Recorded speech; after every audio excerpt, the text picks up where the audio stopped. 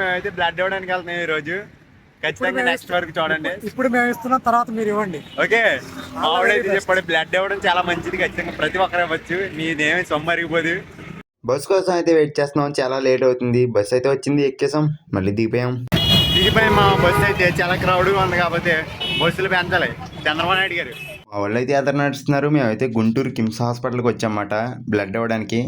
మనం అయితే లోపలికి వెళ్దాం, వాళ్ళైతే ఎక్కడికే రమ్మన్నారు. మరి హాస్పిటల్ అయితే పెద్దగానే ఉంది, లోపలికి వెళ్ళి కూర్చుందాం పదండి.